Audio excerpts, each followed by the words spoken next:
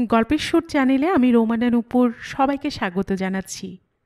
আজ আপনাদের জন্য রয়েছে গজেন্দ্র কুমার মিত্রের লেখা একটি গল্প, আশীর্বাদ।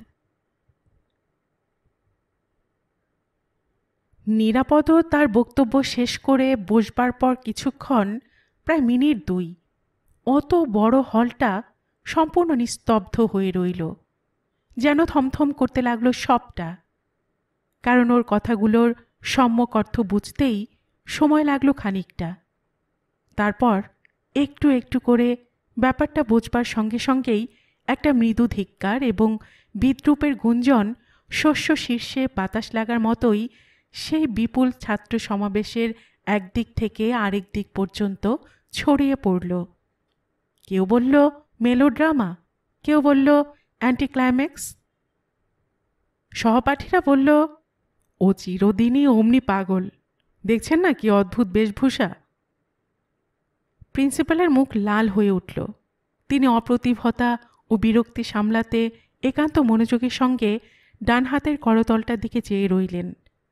আর এই নাটকের যিনি প্রধান নায়ক, প্রবীণ অধ্যাপক চারুচন্দ্র দাস, ক্ষমাসুন্দর হাসিতে মুখটি রঞ্জিত করে প্রসন্ন দৃষ্টিতে চেয়ে রইলেন ছাত্রদের দিকে। অবশ্য অনুষ্ঠানের আর বেশি দেরিও ছিল না। অধ্যক্ষের বক্তব্য এবং চারুবাবুর প্রত্যভিনন্দন, তারপর সমাপ্তি সঙ্গীত, সবশেষে সামান্য জলযোগ। অধ্যক্ষ ঠিক সোজাসুজি নিরাপদকে তিরস্কার না করলেও বর্তমান ছাত্রদের প্রসঙ্গে ইম্পার্টিনেন্স শব্দটির উপর একটু বেশি সময় নিলেন। তাতে কারোর বুঝতে বাকি রইল না যে তার এই ইঙ্গিতের লক্ষ্য কে। সকলেই নিরাপদের দিকে আড়ে আড়ে তাকাতে লাগল। সে কিন্তু নির্বিকার। সে যেমন ডায়াসের দিকে চেয়ে বসেছিল তেমনিই রইল। তার মুখের প্রশান্তি এতটুকু নষ্ট হল না। চারুবাবু অবশ্য ওদিক দিয়ে গেলেন না। সাধারণভাবে সকলকে ধন্যবাদ দিয়ে ছাত্রদের কাছ থেকে যে আনুগত্য, শ্রদ্ধা ও প্রীতি পেয়েছেন, সহকর্মীদের কাছ থেকে যে আন্তরিক সহযোগিতা লাভ করেছেন, তারই উল্লেখ করে আবেগপূর্ণ আবহাওয়ার মধ্যে তার বক্তব্য শেষ করলেন। তারপর খাওয়া দাওয়া, প্রণাম করার হুড়োহুড়ি, ফার্স্ট ইয়ারে নতুন ভর্তি হওয়া ছাত্রদের অটোগ্রাফ নেওয়ার গোলমালে মাঝখানের এই অপ্রীতিকর অনুচ্ছেদ নিরাপদর ব্যাপারটার স্মৃতি সকলের মন থেকেই উড়ে গেল। উপলক্ষটা হল প্রবীণ অধ্যাপক চারুচন্দ্র দাসের বিদায় সংবর্ধনা। চারুবাবু ছাত্রপ্রিয় অধ্যাপক। মানুষ এবং অধ্যাপক দুই দিক দিয়ে তার বিপুল খ্যাতি। ছাত্রদের তিনি শুধু গুরু নন, প্রিয় বন্ধুও। চিরকাল বিপদে আপদে তারা তার কাছে ছুটে আসে। তিনিও যথাসাধ্য উপদেশ পরামর্শ দিয়ে সাহায্য করেন। প্রয়োজন বা সাধ্যমতো আরও বেশি করতেও চেষ্টা করেন। সেজন্য বহু পুরাতন ছাত্রদের সঙ্গে তার আজও পর্যন্ত অন্তরঙ্গ সম্পর্ক আছে। আর অধ্যয়ন খ্যাতির তো কথাই নেই। বাইরের বহু কলেজ থেকে ছাত্ররা এসে ভিড় করে তার ক্লাসে। সেজন্য বরাবরই বড় ঘরে তার ক্লাস নেবার ব্যবস্থা করতে হয় কর্তৃপক্ষকে। এ হেন চারুবাবুর বিদায় সংবর্ধনা। খুবই নামকরা অধ্যাপক বলে কলেজের কর্তৃপক্ষ তাকে এতকাল কিছুতেই ছাড়তে রাজি হননি। ক্লাসের সংখ্যা কমিয়ে অপরাপর সুবিধা দিয়ে ধরে রাখতে চেয়েছেন।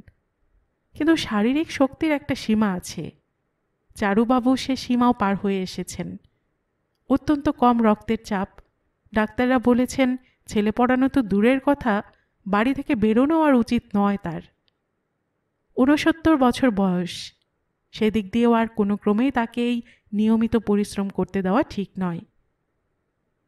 সুতরাং বাধ্য হয়েই কলেজ কর্তৃপক্ষকে তার মায়া কাটাতে হয়েছে। স্থির হয়েছে যে এরপর চাকরি আর রইল না বটে, অবৈতনিক অধ্যাপক হিসেবে তার নামটা এরা ব্যবহার করবেন এবং কালে ভদ্রে কখনো যদি শরীর সুস্থ বোধ করেন বা ইচ্ছা হয় তো চারুবাবু এক আধটা ক্লাস নেবেন। সেই হিসেবে আজ এই বিদায় সংবর্ধনার আয়োজন। অনুষ্ঠান অবশ্য খুব ভালোভাবেই চলছিল। কলেজ কর্তৃপক্ষ তার জন্য একটা পেনশনের ব্যবস্থা করেছেন। আজকের উপহার হিসেবে একটি আলমারি ও আলমারি ভর্তি বই দিয়েছেন। এছাড়া মানপত্র তো আছেই। ছাত্র ইউনিয়নের তরফ থেকে সোনা বাঁধানো লাঠি দেওয়া হয়েছে একটা।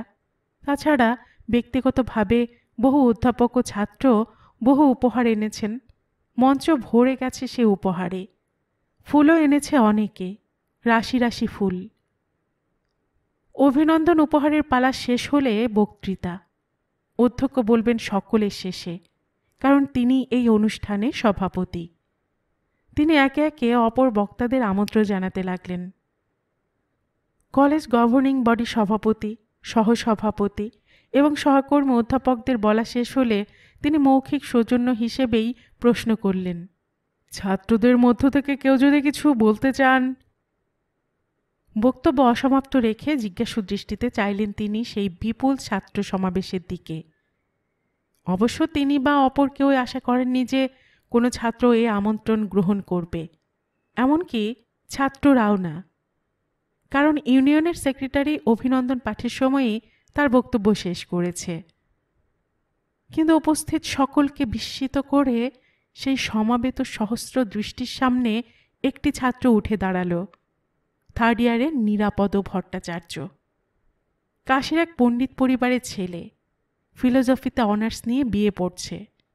এখানে সে ইংরেজি পড়তে এসেছে, ইংরেজি ভাষার মাধ্যমে বিলিতি ধরনের পাঠ নিতে এসেছে। কিন্তু পণ্ডিত পরিবারের প্রভাব এখনও এড়াতে পারেনি। গেঞ্জির ওপর মটকার চাদর জড়িয়ে চটি পায়ে সে কলেজে আসে।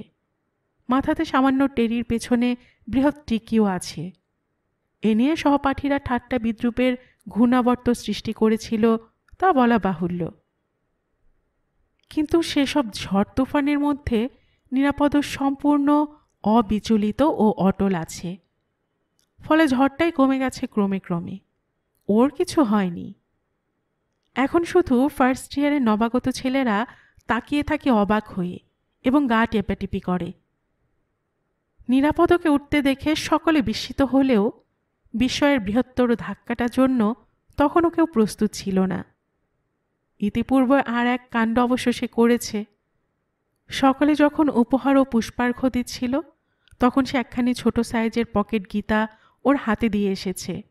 তাতে লেখা ছিল, অধ্যাপক চারুচন্দ্র দাশের করকমলে। গ্রন্থখানি তিনি সর্বদা সঙ্গে রাখবেন এই আশায়।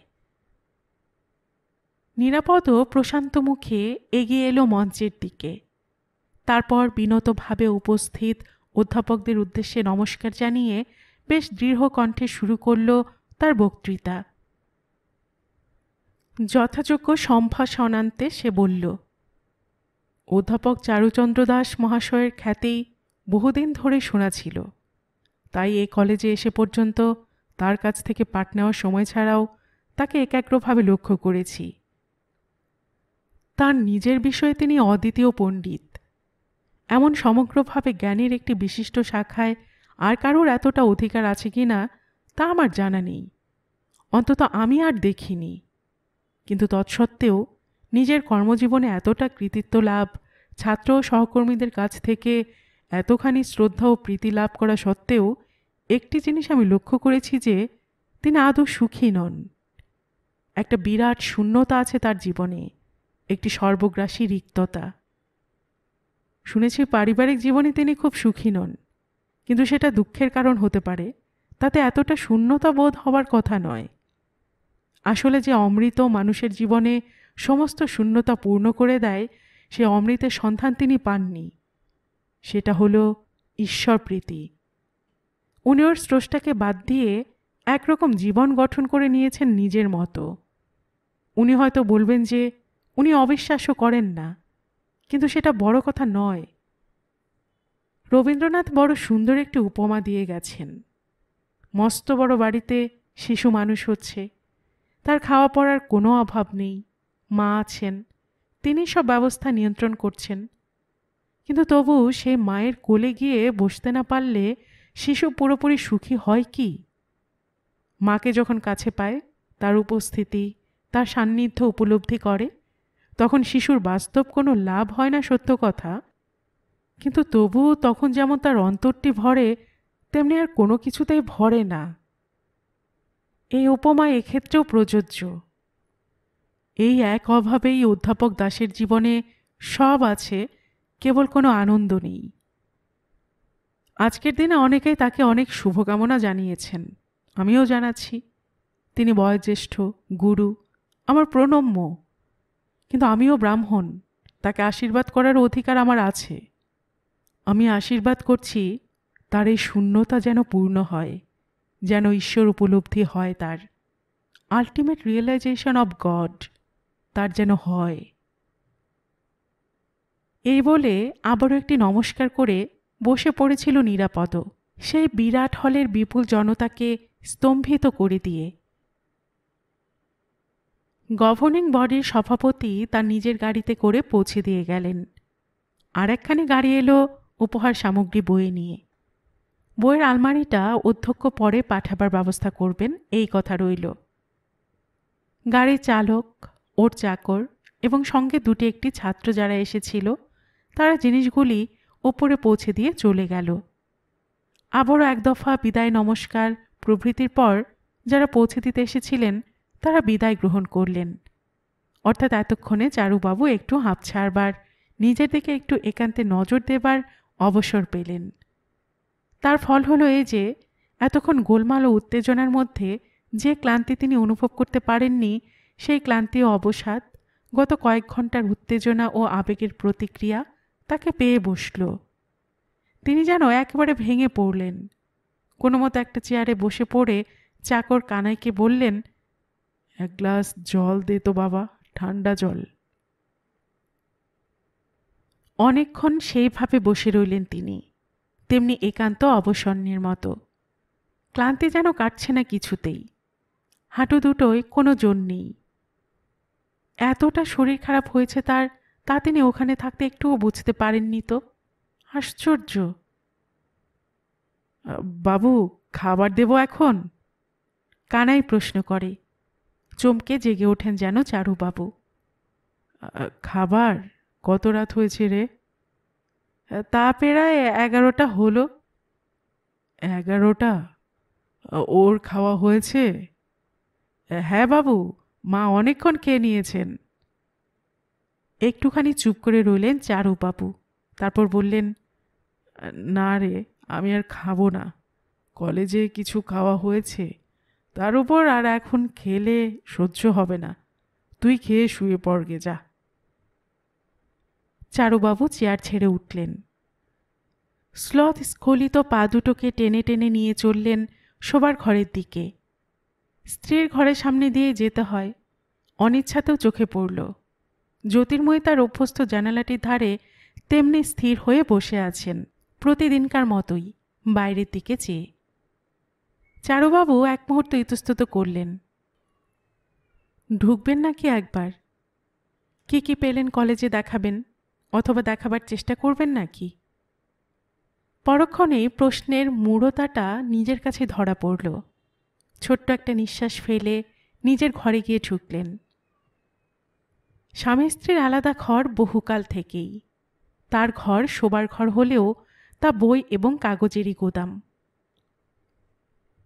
জ্যোতির্ময়ী ওদের বিয়ের দিন কতক পরেই হাঁপিয়ে উঠেছিলেন। সে আবর্জনা গুছোবার জো নেই। ঘর ঝাড় দিতে গেলেও হাহা করে ওঠেন চারুবাবু। তার উপর ছেলেপুলে হতে ব্যাপারটা একেবারে অসহনীয় হয়ে উঠল। তখন উভয় পক্ষের সম্মতিতেই পৃথক শয়নঘরের ব্যবস্থা করা হলো। সে ছিল ভাড়াটে বাড়ি, তাতে পাশাপাশি ঘর হলেও ভেতর দিয়ে দরজার ব্যবস্থা করা যায়নি। নিজে বাড়ি করবার সময় প্ল্যান মেকারকে বিশেষ নির্দেশ দিয়ে পাশাপাশি ঘর এবং মাঝখানে দরজার ব্যবস্থা করেছিলেন। একবার তখন একথাও ভেবেছিলেন যে ওখানে কপাটি লাগাবেন না, শুধু একটা খিলেন রাখবেন খোলা, তাতে একটা ঘরের মতো মনে হবে দুটো মিলিয়ে। কিন্তু আত্মীয় স্বজনরা এলে স্ত্রীর ঘরে যে বিষম কোলাহল শুরু হয়ে যায়, সেই ভয়ঙ্কর ব্যাঘাতের কথা স্মরণ করেই সে কল্পনা ত্যাগ করেছিলেন। এখন অবশ্য বিশেষ কেউই আর তাদের বাড়িতে আসেন না, তবু মাঝের দরজাটা বন্ধ করাই থাকে। দীর্ঘদিনের মধ্যে ও দরজার কপাট খোলা হয়নি। পাশাপাশি থেকেও বহু দূরে চলে গিয়েছেন তারা। কাপড় জামা ছেড়ে বাথরুমে গিয়ে মাথায় মুখে জল দিয়ে এসে শুলেন বটে, কিন্তু ঘুম যে এখন হবে না তা নিজেই বুঝতে পারলেন। স্নায়ু বিষম উত্তেজিত হয়েছে, নানা কারণে ঘুম আসা এখন সম্ভব নয়। আলো জেলে বই পড়বেন নাকি? বেড সুইচ হাতের কাছে আছে, বইয়ের অভাব নেই। বিস্তীর্ণ শয্যায় অধিকাংশই তো বইতে জুড়ে আছে। প্রত্যহই বই ঠেলে তাকে শুতে হয়। কিন্তু বই পড়ার মতো ঠিক মানসিক অবস্থা নয়। শুধু চোখের সামনে মেলেই রাখা হবে, পড়া হবে না। কানাই এতক্ষণে শুয়ে পড়েছে। সারা বাড়িটা নিস্তব্ধ, থমথম করছে। এমনি করে দিনরাত। কানাই জেগে থাকলেই বা কি? সে একা কার সঙ্গে কথা কইবে? কেউ নেই। জ্যোতির্ময়ী আছেন, কিন্তু তিনি গত 3 বছর কারুর সঙ্গে কথা কননি, সেই পরিমল চলে যাওয়ার পর থেকেই। সবাই তো ছিল তার, 2 ছেলে 2 মেয়ে। এতদিনে নাতি নাতনিতে এত বড় বাড়িটা কোলাহল মুখর হয়ে উঠত। অথচ আজ তিনি বলতে গেলে শ্মশানে বাস করছেন। সবচেয়ে মজার কথা এই, তারা সকলেই আছে, বেঁচে আছে। বড় মেয়ে ছাড়া সকলে কাছাকাছি আছে। বড় মেয়ের বিয়ে হয়েছে আমেদাবাদে, তবু এলে সেই আসে। কিন্তু মায়ের এই অবস্থার পর থেকে সেও আসতে চায় না। বড় ছেলে নির্মল বিদ্বান বুদ্ধিমান ছেলে, এমএ পাশ করে সরকারি চাকরি করছে। লেখাপড়াতেও যেমন ভালো ছিল, চাকরিতেও তেমনি টপাটপ উন্নতি করেছে, এখনও করছে। কিন্তু সে ছেলে তার ভোগে এলো না। বিয়ে সম্বন্ধ করছিলেন তার এক সহকর্মী অধ্যাপকের মেয়ের সঙ্গে। সে শুনে খুব সহজভাবে বলেছিল, আমি বিয়ে করব, পাত্রী আমিই ঠিক করব বাবা, আপনি ব্যস্ত হচ্ছেন কেন? তিনি অবশ্য আর ব্যস্ত হননি। আধুনিকতা ও ইন্টেলেক্টের অহংকার ছিল মনে মনে, বরং সগর্বে ছেলের কথাটা সবাইকে বলে বেরিয়েছিলেন। কিন্তু যেদিন শুনলেন নির্মল একটি নার্সের সঙ্গে বিবাহ সম্বন্ধ ঠিক করেছে, বিয়ের দিনও ঠিক করেছে এবং আলাদা একটা ফ্ল্যাট ভাড়া করে হায়ার পারচেজ হিসেবে ফার্নিচার এনে সে ফ্ল্যাট সাজিয়েছে, সেদিন আর কথাটা অত সহজে নিতে পারলেন কই। ছেলেকে ডেকে বললেন, তা আলাদা বাড়ি কেন? এখানে কি স্থানাভাব? আপনি খেপেছেন বাবা, এক বাড়িতে 2টো গৃহিণী, সে যে বিষম অশান্তি। কেন হয় এবং হয় যে স্বাভাবিক, একথা তো আপনিই শিখিয়েছেন। তাছাড়া বিয়ে করে আমার পৃথক সংসার হবে, সে সংসারে আমিই কর্তা হতে চাই, স্বাধীনভাবে আমার মতো করে সংসার করতে চাই। আপনার এখানে থাকলে তো তা হতে পারবে না। তা বটে। চুপ করেছিলেন চারুবাবু, আর কথা বলেননি। বিয়ের পর অবশ্য প্রথম প্রথম নির্মল এবং তার বউ প্রায়ই আসত। মেয়েটি মন্দ নয়, একটু অলস, গুছিয়ে সংসারও করতে শেখেনি। অথচ তা নিয়ে সে কারোর উপদেশ বা অনুযোগ শুনতেও প্রস্তুত নয়। প্রথম দাম্পত্য জীবনের ছোটোখাটো অপূর্ণতার কৌতুকভরা অনুযোগ আনত নির্মল মায়ের কাছে। বউয়ের আনাড়েপনার খুঁটিনাটি গল্প করত হাসতে হাসতে। মা সেগুলোকে ছেলের যথার্থ অনুযোগ বা বিরক্তি ভেবে বউকে সংসার চালনা শেখাতে লেগে গেলেন উঠে পড়ে। ফলে বউ এ বাড়ি আসা ত্যাগ করল, সঙ্গে সঙ্গে ছেলেও। আসবার সংখ্যা কমতে কমতে এখন বছরে 1 দিন দাঁড়িয়েছে, বিজয়ার পরের দিন। ছোট ছেলেটি হবার পর একটা খবরও দেয়নি, লোক মুখে সংবাদ পেয়েছেন। ছোট মেয়ে হাসি বিয়ে পড়তে পড়তেই এক উগ্র বামপন্থী রাজনীতিক দলে জড়িয়ে পড়ল। সভা সমিতি বক্তৃতা এই নিয়ে তার দিন কাটত। প্রথম প্রথম নিজের মানসিক উদারতার অহংকারে সেদিকে চোখ বুজেছিলেন, কিন্তু ক্রমশই জিনিসটা দৃষ্টিকটু হয়ে উঠল। জ্যোতির্ময়ী উদ্বিগ্ন হয়ে মেয়েকে বকতে যেতেন, মেয়ে হেসে ঠাট্টা করে উড়িয়ে দিত। শেষ পর্যন্ত পড়াশোনার দোহাই দিয়ে চারুবাবুই মেয়ের গতিবিধিটা একটু নিয়ন্ত্রিত করতে চাইলেন।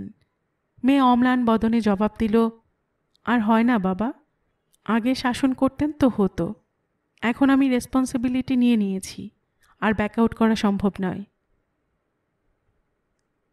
আর কিছুদিন পরে চারুবাবুর বিরক্তি প্রকট হয়ে উঠতে মেয়ে ঘর ছাড়ল, পার্টির অফিসে গিয়ে আশ্রয় নিল। ইতিমধ্যে বিয়ে পরীক্ষায় ফেল হবার খবর বেরিয়েছিল। চারুবাবু আশা করেছিলেন সে আবার পরীক্ষা দেবে, কিন্তু মেয়ে সেদিক দিয়ে গেল না।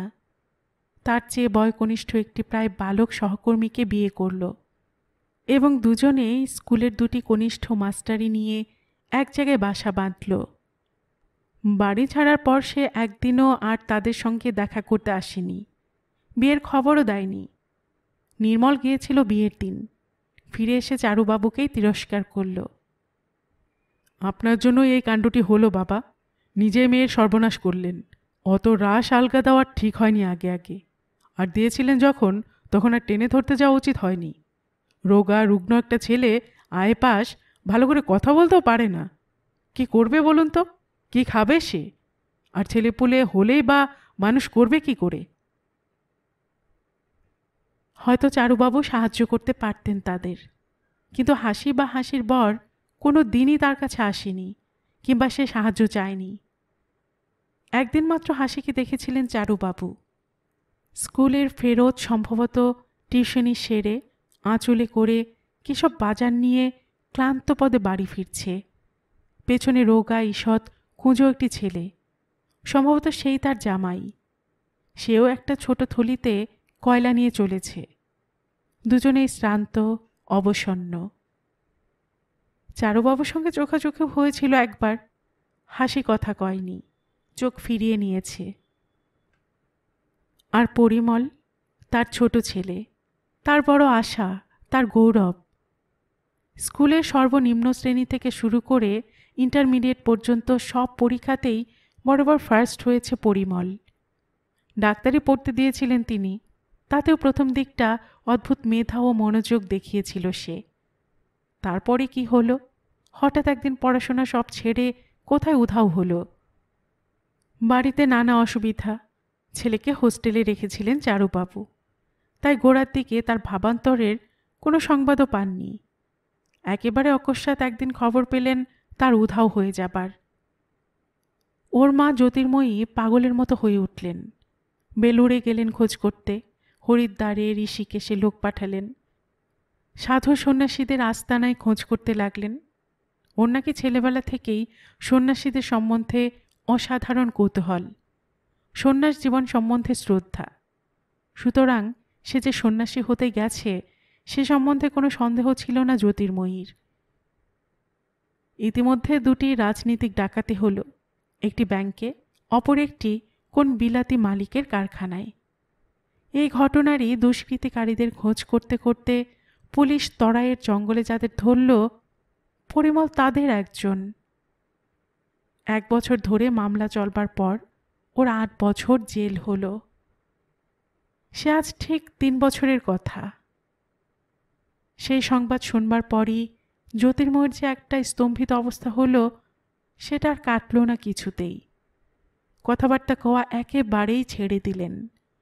কেউ স্নান করতে বললে ওঠেন না, কিন্তু হাত ধরে টেনে কলঘরে নিয়ে গেলে স্নান করেন, তেমনি হাত ধরে ভাতের সামনে বসালে কিছু খানো। বাকি সমস্ত সময়টা চুপ করে ওই জানালার ধারে বসে থাকেন। কখনো কখনো ওইখানে একটু তন্দ্রাচ্ছন্ন হন হয়তো, কিন্তু ঠিক ঘুম যাকে বলে তা নেই। শীত, গ্রীষ্ম, বর্ষা, দিন রাত ওই এক বসে থাকার ভঙ্গি। মাঝে মাঝে ডাক্তার এসে জোর করে ঘুমের ওষুধ ইনজেক্ট করে যান, তখন হয়তো ঘুমন, কিন্তু তারপরই আবার ওই এক ভাব। কারো কোনো কথার জবাবও দেন না, চারুবাবুকেও না। স্বামী স্ত্রী পাশাপাশি ঘরে বাস করছেন, অথচ আজ 3 বছর দুজনের কোনো বাক্যালাপ নেই। অকস্মাৎ যেন একটা অব্যক্ত যন্ত্রণায় ছটফট করে উঠলেন চারুবাবু। কেন এমন হলো তার, কেন এমন হলো? তবে কি নিরাপদ যা বলল, এ কি তার পাপ, পাপের ফল? কিন্তু ঈশ্বরকে তো তিনি অপমানও করেননি কোনো দিন। তোড়জোড় করে যারা ঈশ্বরকে উড়িয়ে দিতে চায় তিনি তাদেরও একজন নয়। তার হাসি পায় বরং ওদের কাণ্ড দেখে। তার মনে হয় অন্তরের মধ্যে বিশ্বাসটাই তাদের বেশি, তাই বাইরে এত উড়িয়ে দেবার চেষ্টা। অত কেন, তিনি কিছুই করতে চান না। আসলে তিনি অত মাথা ঘামাতেই রাজি নন। বৈজ্ঞানিক মন তার, তিনি জীবনের বাস্তব দিক নিয়ে ব্যস্ত। যা বাহ্য দৃষ্টিগোচর নয়, যা প্রত্যক্ষ তার কোনো কাজে আসবে না, তা নিয়ে অত চিন্তা করার কি আছে? তিনি থাকেন তো থাকুন, না থাকেন তাতেও কোনো ক্ষতি নেই। শুধু চারুবাবু তার জন্য ব্যস্ত বা উৎসুক নন। তবে তবে কই নিরাপদ ছোকরা যা বলল তাই? যদি উনি বিশ্বাস করতে পারতেন, যদি উনি তাকে ডাকতে বা ভালোবাসতে পারতেন, তাহলে আজকের এই রিক্ততা, এই সর্বগ্রাসী শূন্যতা তার পূর্ণ হতো। It is too late to begin, মনে মনে অর্ধস্ফুট কণ্ঠে বললেন চারুবাবু। বিছানা থেকে উঠে এসে তিনিও একটা খোলা জানালার সামনে বসলেন। আচ্ছা, এই যে তার পারিবারিক জীবনের ট্র্যাজেডি, এই যে তার সাংসারিক পরিণাম, এর জন্য কি তার এই মনোভাব দায়ী? আজ প্রথম তার সন্দেহ হলো যে হয়তো তাই। যুক্তিবাদী অতি বৈজ্ঞানিক মন তার। চিরকাল সর্বপ্রকার সংস্কার, সর্বপ্রকার আবেগ প্রবণতাকে তিনি বিদ্রূপ করে এসেছেন। পুরাতন বলেই শ্রদ্ধার যোগ্য নয়, গুরুজন বলেই নির্বিচারে কারোর আদেশ পালনীয় নয়, এসব কথাই শিখিয়েছেন তিনি ছেলে মেয়েদের এবং ছাত্রদেরও। আজ আরও একটা কথা মনে হচ্ছে তার, আরও একটা সংশয় জাগছে মনে। তার ছাত্ররা অধিকাংশই জড়বাদী, নাস্তিক, উগ্র বামপন্থী।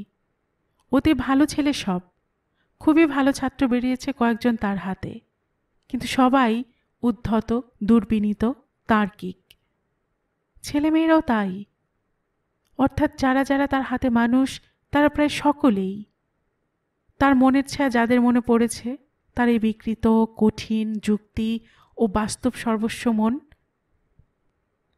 আর তারই এই পরিণাম, এই ভয়াবহ পরিণতি।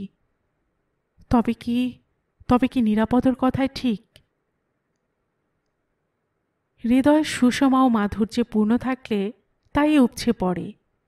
নিজের মধ্যে যদি তিক্ততা ও বিষি কেবল থাকে, তো চারিদিকে তাই বিকিরণ করবেন। এতে আর আশ্চর্য হবার কি আছে? সত্যি কি ঈশ্বরকে বিশ্বাস করতে পারলে, তাকে ভালোবাসতে পারলে, তাকে উপলব্ধি করতে পারলে মন সুষমায় ভরে ওঠে? মনের আগুন নিভে যায়? এই রিক্ততা, এই মহাশূন্যতা মধুতে ভরে ওঠে? তবে কি হাসি চলে যাবার পর জ্যোতির্ময়ী যখন দীক্ষা নেবার প্রস্তাব করেছিলেন, তখন তাতে বাধা দিয়ে অন্যায়ই করেছিলেন চারুবাবু? জ্যোতির্ময়ীর এই শোচনীয় পরিণামের জন্যও কি তিনি দায়ী? চারুবাবু আর বসে থাকতে পারলেন না। ছুটে গিয়ে পাগলের মতো আলমারিগুলো ঘাঁটতে লাগলেন। তার বাবার কয়েক খণ্ড উপনিষদ ছিল, প্রথম বয়সে তিনি পড়েও ছিলেন। সেইগুলো খুঁজতে লাগলেন। আছে হয়তো, এখনও আছে। এই যে এই যে কি এখানা? যাই হোক, এতেই চলবে। বই খুলতেই প্রথমেই চোখে পড়ল সেই শ্লোকটি, যেটি বাবা প্রায়ই বলতেন, জেনাহং নামৃত শ্যাম তেনাহং কিম কুর্জাম। তবে কি এ ঈশ্বরেরই নির্দেশ? এই পৃষ্ঠা খুলে গেল কেন নইলে? কোথায় ছিল নিরাপদ? কেনই বা সে এমন কাণ্ড করতে গেল? তবে কি সেও ঈশ্বর প্রেরিত? তিনি ত্যাগ করে বসেছিলেন, কিন্তু ভগবান বুঝি তাকে ত্যাগ করেননি। নিজের থেকে এগিয়ে এসেছেন কোলে তুলে নিতে। এতকাল পরে ছেলে মেয়েদের চরম দুর্ব্যবহারেও যে চোখে জল আসেনি, সেই দুটি চোখ জ্বালা করে জলে ভরে এলো। কালই তিনি খুঁজে বার করবেন নিরাপদকে, তাকে গুরু করবেন মনে মনে, তার কাছ থেকে পথ জিজ্ঞাসা করে নেবেন সেই অমৃতে, সেই পূর্ণতায় পৌঁছাবার। আহ, কখন যে ভোর হবে! অকস্মাৎ এক ঝাপটায় মাঝের বন্ধ দোরটা খুলে ফেললেন চারুবাবু। স্ত্রীর ঘরে এসে একেবারে তাকে জড়িয়ে ধরলেন পাশ থেকে। জ্যোতি, জ্যোতি, তুমি দীক্ষা নেবে? জ্যোতির্ময়ীর স্তব্ধ, স্তিমিত, নিরাসক্ত চোখে প্রথম একটা ভাব ফুটল এতকাল পরে, বিস্ময়, কৌতূহল। তিনি অবাক হয়ে তাকালেন চারুবাবুর দিকে। ভগবানকে ডাকবে জ্যোতি? চলো আমরা কালই কোথাও দীক্ষা নিই। তুমি পুজো করতে চাও? ঠাকুর প্রতিষ্ঠা করব বাড়িতে? প্রশ্ন করতে করতে অসহিষ্ণুভাবে ঝাঁকানি দেন স্ত্রীকে। 3 বছর পরে তার কথার উত্তর দিলেন জ্যোতির্ময়ী। প্রায় অস্ফুট কণ্ঠে হলেও পরিষ্কার শুনতে পেলেন চারুবাবু। উৎসুক ব্যগ্রভাবে বলছেন, হ্যাঁ ওগো, এনে দেবে আমাকে একটি গোপাল মূর্তি? নিজে হাতে পুজো করব, সেবা করব। জীবনে জ্ঞানত এই প্রথম দুহাত তুলে প্রণাম করলেন চারুবাবু অজ্ঞাত কোনো ভগবানকে। আর একটা প্রণাম জানালেন পুত্রদের চেয়েও অল্পবয়স্ক ছাত্র নিরাপদর উদ্দেশ্যে।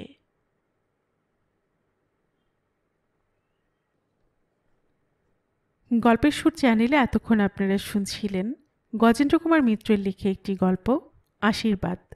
আর এতক্ষণ গল্প পাঠে আমি আপনাদের সাথে ছিলাম রোমানা নূপুর। আপনারা যারা গল্পের সুর চ্যানেলের গল্প নতুন শুনছেন, আপনাদের সুবিধার্থে একটি বিনীত অনুরোধ, যদি আপনারা আরও এমন গল্প শুনতে চান তবে নিচে সাবস্ক্রাইব বাটনে একটি ক্লিক করে রাখুন ও একটি লাইক করে রাখুন। এতে এই চ্যানেলের ভিডিওগুলি খুঁজে পেতে আপনাদের সুবিধা হবে। আর পাশে থাকা বেল বাটনটি চেপে রাখুন যাতে নতুন কোনো গল্প দেওয়ার সাথে সাথেই আপনাদের কাছে নোটিফিকেশন চলে যায়। সবসময় সবাই খুব ভালো থাকুন, সুস্থ থাকুন, আনন্দে থাকুন, এই প্রার্থনা রইল।